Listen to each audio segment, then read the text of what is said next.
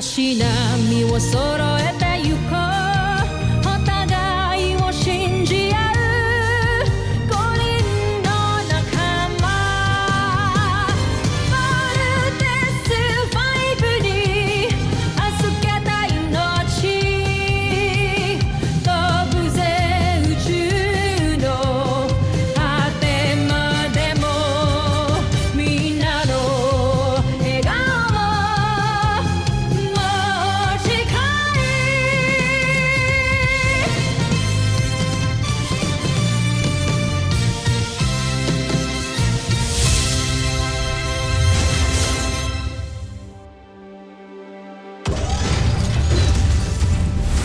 Ang nakaraan sa Voltes 5 Legacy. Let's vote in! Huwag kang magpapatalo, Leg! All weapons ready. Ultra electromagnetic beam! Leg, tumakas ka na. Halika sa impilan ngayon din. Tumata ka siya. Napuli natin. Hayaan na natin siya. We have to go back to the camp. Jamie, ito na yung chance natin para patumbayin yung Beast Fighter na yun. Meron pa tayong Beast Fighter na kailangan harapin sa camp. Okay, acknowledge. Let's go back. Everyone! Raise yourselves!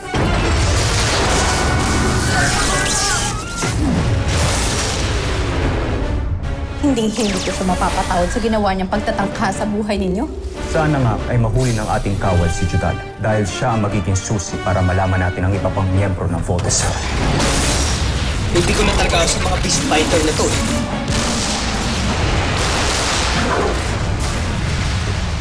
Asan yung Beast Fighter na wala? Tumakas ata siya. Sinadya kong patrasin ang ating armada sa gitna ng laban nang sa gayon ay tumaas ang kumpiyansa ng Voltes 5. Sa oras na tumaas ang tiwala ng Voltes 5 sa kanilang mga sarili ay mamaliitin nila tayo at tignan ko na lamang kung hindi sila masorpresa sa mga plano natin. Siguraduhin mo lang gagana ang iyong plan dahil kung hindi, akong unang madidismiss. Madidismaya lang? Ang general mo na pala ngayon na nagdidesisyon para sa'yo. Pagbibigyan kita! Hindi para patunayan ng sarili mo, kundi para aliwin ako! Muntik ako mabaril kanina at kung hindi ako alisto baka mamaya napatay na niya ako. Bakit hindi mo ginagawa trabaho? Pasensya na ho, ma'am. Siguro yun yung time na nag-report ako sa security office. Not acceptable. Wala kang puwesta. Tawag ko si Judy para pamukha sa kanya yung ginawa niya. Huliin ko siya. Marami tayong malalaman sa mga busing kapag nahuli natin si Judy. Judy, nandito ka ba? Wala si Judy dito, kuya. Dito ka lang. Baka bigla siyang dumating. Tawagan mo ako agad. Siguraduhin yung may katuturan ng pinunta ko rito. Natitiyak kong kagigiliwan ninyo ang ipapakita namin ni General Draco. Ngayon na, General Draco. Ano sa tingin ninyo, Joe? Namangha ba kayo? Kumanda ka, Voltes 5. Ito na ang katapat mo.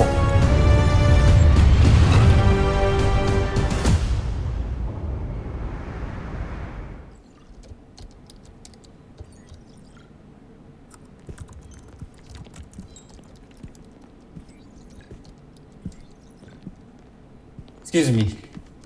Nandito ba si Lieutenant Robinson? Wala si Lieutenant Robinson. Pumunta na sa room ni Little John. I see. Ano yung ginagawa mo? In-upgrade lang namin yung computer terminal. Sige. Dito ko na siya hihintayin.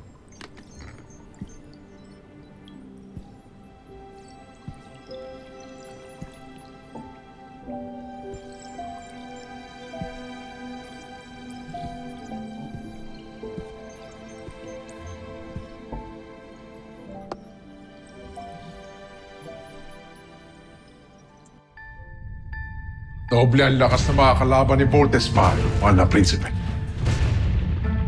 Nalalapit na ang pagkatalo ng Voltes 5. Tapusin niyo ang mga kailangan gawin sa ating Beast Fighter para mapasugod na natin ito sa lalong madaling panahon. Masusunod, Jump. Prinsipe Santos. Zul, kamusta ang traitor na espiya? Hindi pa bumabalik ang ating mga sundalo. Malamang tinutugis pa nila yung Judala.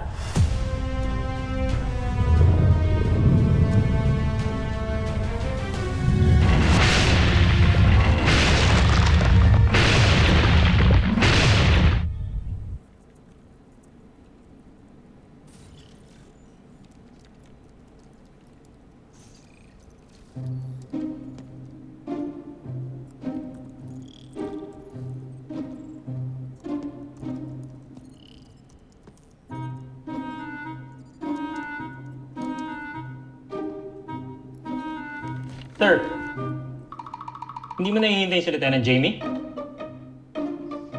I changed my mind.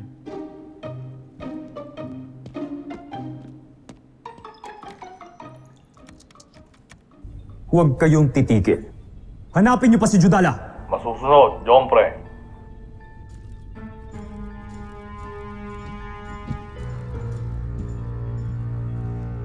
Veru, anong ulat? Terung Judala the Queen of Dea, Jompre.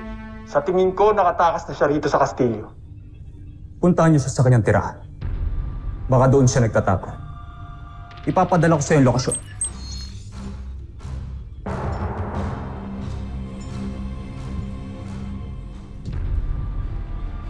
Mukhang mailap ang iyong espiya, Prinsipe Santos.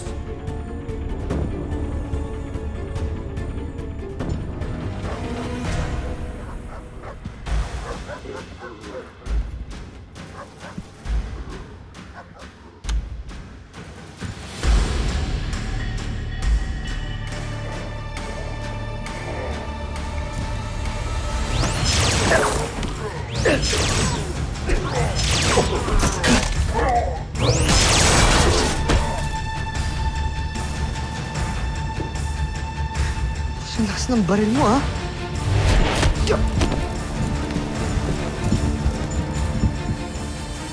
Hindi nyo naman sinabi, marami pala kayo.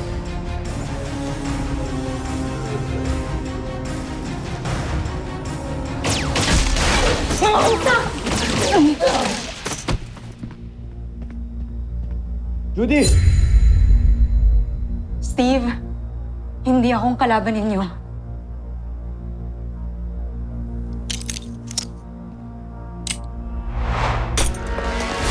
Ika na.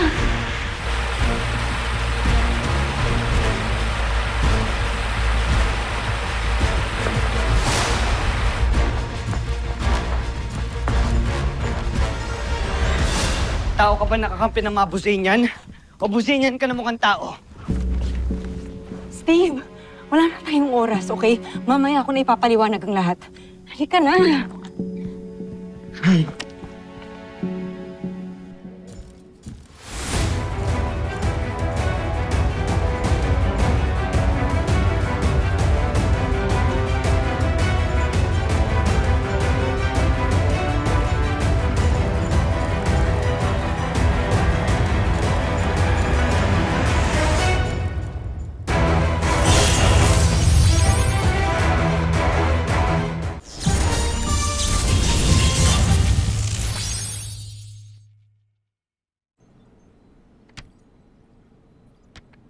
Jamie, pahiram muna ng picture mo.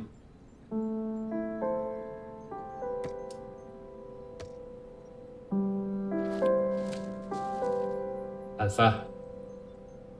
Nay, Tay. Ito si Jamie Robinson.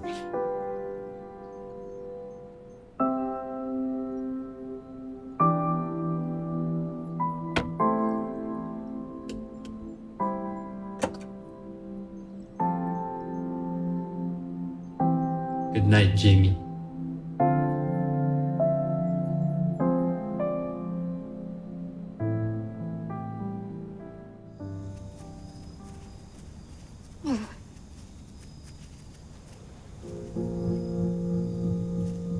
Wala na Wala na siguro siya. Ano? Kaya pa bang tumakbo?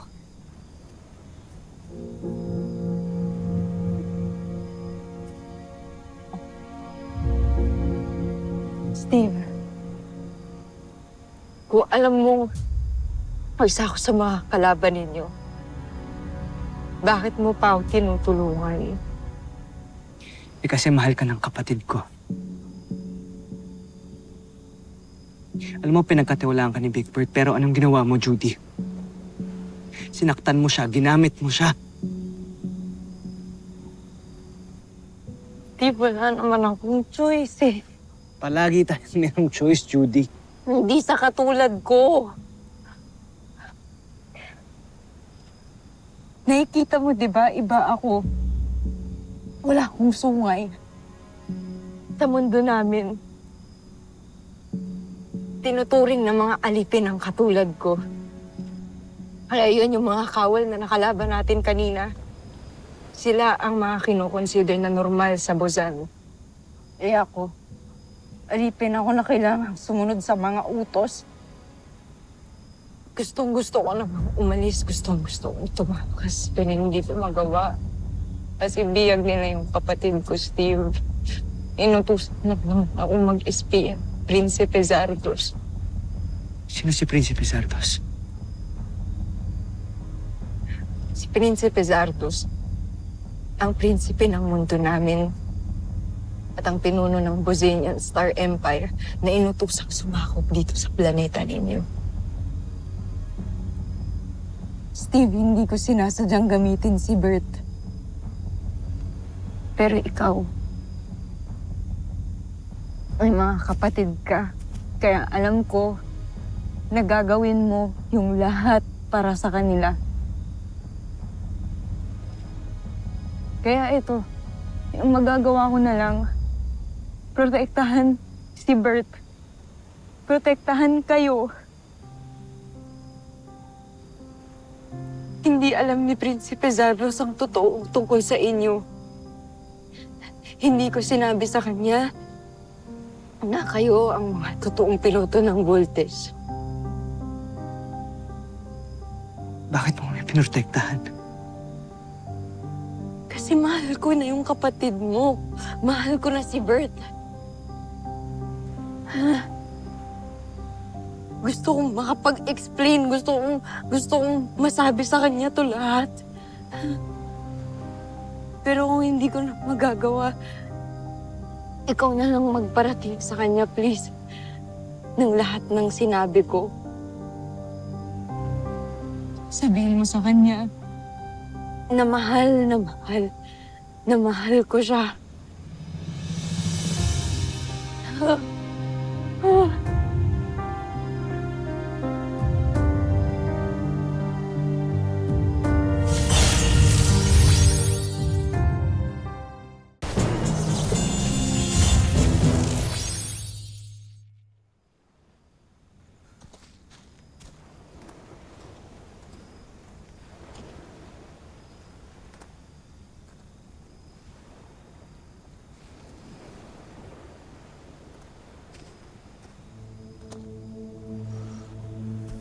Kuya, ano, nakita mo si Judy? Ano ba nangyari sa'yo? Kaya bumalik ako kanina sa bahay nila. Ang daming patay doon. May mga sungay. Oo nga eh. Paaway ako kanina, sumugod yung mga sundalong Bozanian. Halika na, kailangan na nating umuwi. Anong wag? Pinag-usapan na natin to, di ba? Kuya, kailangan natin hanapin si Judy. Bert, wag mo na siyang hanapin. Wala na siya. Anong wala? Nakita ko hinuli siya ng mga Bozanian. I tried to help her pero wala akong nagawa. Wala na si Judy, pinatay na siya ng mga Bozanian. Nakita ko, Big Bird. Kuya, spy siya. Spy si Judy. Paano siya papatay na sarili niya? Hindi ko alam.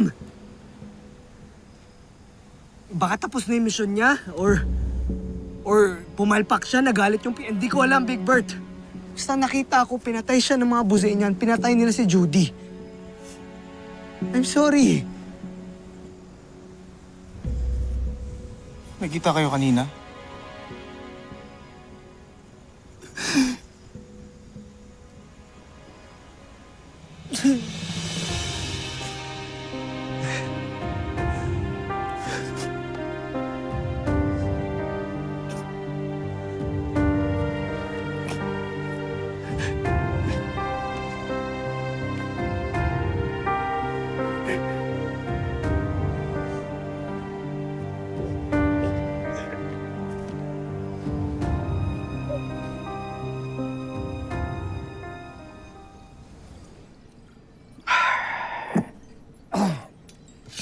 Hindi sila nagpaalam sa akin. Mabuti na lang at sinabi mo umalis sila. Kung gusto niyo po, Doc, susundan po namin sila ni Mark. No need, Jamie. Andito na kami. Steve, musta ka? Dumaan ka na ba ng medical bay? I'm good. Dr. Smith. Nakita si Judy. Sana okay lang si Big Bird. No, he's not. Jamie, sir, pwede ba kami mag-usap muna ni Dr. Smith? Please, clear the room. Ana, please. Of course. Excuse me po, Doc.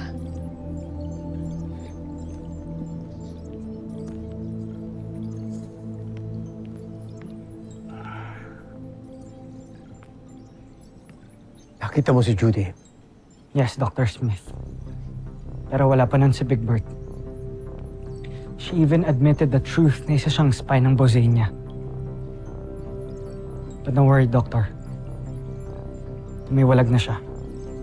Hindi niya pinahamak ang Voltes team kay Prinsipe Zardos. Wait. Prinsipe Sardos? Yes, Dr. Smith. Siya yung leader ng Bosenian forces. Siya yung may gustong sumakop ng planet natin. Pero iba ho si Judy. Naniniwala ho ako sa kanya. Alam kong mahal niya talaga si Big Bird, kaya niya tayo pinotektahan eh.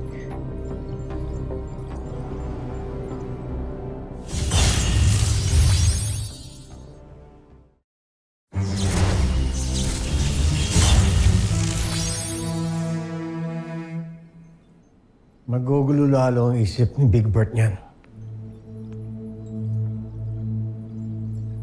I know, Dr. Smith. Kaya hindi ko po sinabi ang totoo kay Big Bird. Judy, nandiyan na sila. Hindi ka na. Please.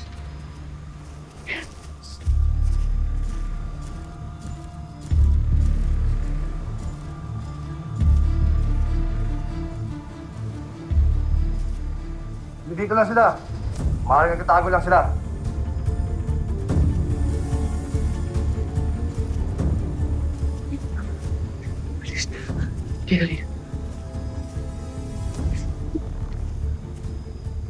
Steve, ako lang kailangan nila. Huwag mo nang ipahamak yung sarili mo dahil sa akin. Umalis ka na. Hindi ako aalis dito. Steve, umalis ka na! Judy, hindi kita pababayaan mag-isa dito.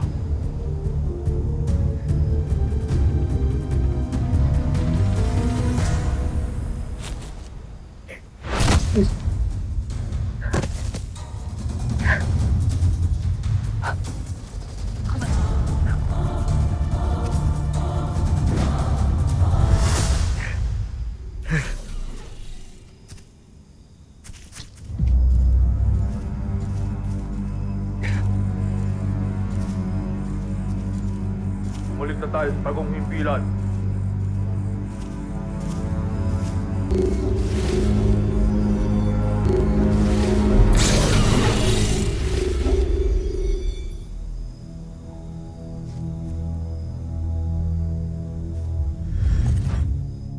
Mas gusto kong pagalitan niya si Judy.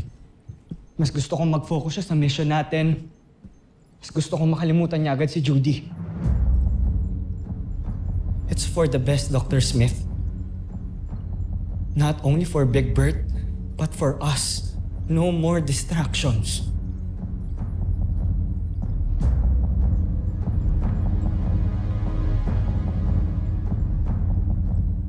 I trust your decision, Steve. Sana na makatulong to kay Big Bird.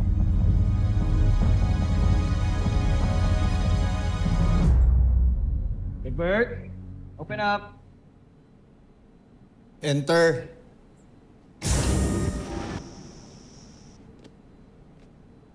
Big Bird. Kalat naman ang kwarto mo, Big Bird. Roberto, hindi mo inaayos to. Oh, laki oh. Ano ba yan? Gila mo nga yan. Bro, party. Beach area ngayon. Ano kami lahat? Let's go. Ano man tayo? Go, Brody. Pas. Ito lang ako. Halika na. Halika na. Andun kami lahat, nahanap ka namin. Saan namin chicks? Papaalala kita. Hindi ako interesado. Saka sa tingin mo ba makakalimutan ko si Judy? Pag pinalibutan ako ng mga chicks doon? Kaya please. Kaya pabayaan mo na ako. Dito lang ako.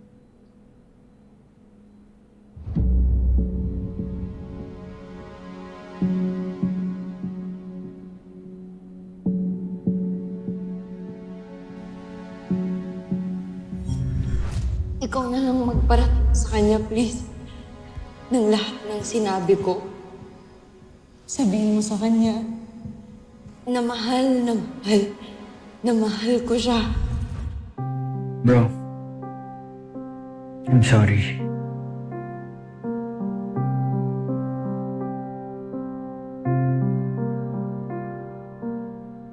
Bakit ka nagsasorry? Kuya, hindi naman ikaw yung nanakit sa akin eh. Si Judy, di ba? Huwag mo na isipin yun. Okay din naman ako eh.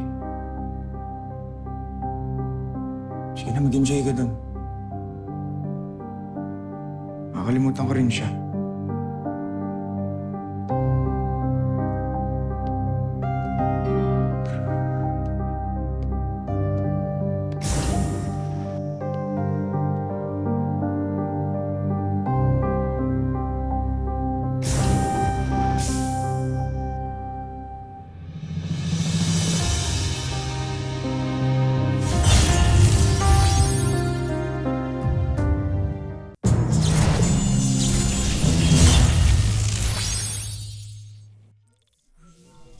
Patawad, Prinsipe Sardos.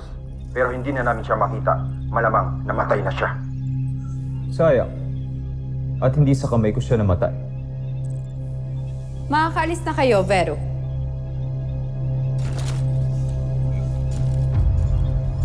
Hindi pa rin ang makapaniwalang tindraidor ako ng babaeng ito. Marahil ay pinaikot ng Voltes 5 ang kanyang isipan. Prinsipe Zardos, handa na ang ating Beast Fighter. Mahusay.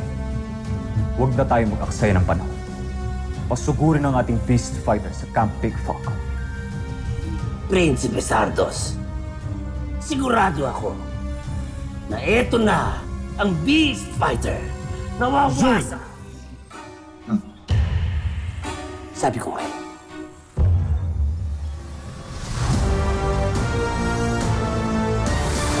Susunod sa Voltes 5 Legacy. Hindi mo pa din ginagawa yung plano. Sabi ko naman sa'yo gagawin ko, di ba? Tutuparin ko pa rin ang usapan natin. Oras na para maghasik kayo ng lagim. Sugod, Taiga! Sugod, Nek! Tapos mo na silang lahat! Yan yung dalawang Beast Fighter na kalaban natin. Parang nag-combine ata sila. Parang na-bolt-in din sila, kuya. Taiga! Nek! Magpakitang gilas kayo! Patayin niyo silang lahat! Okay, let's go, team! Godspeed, Voltes 5!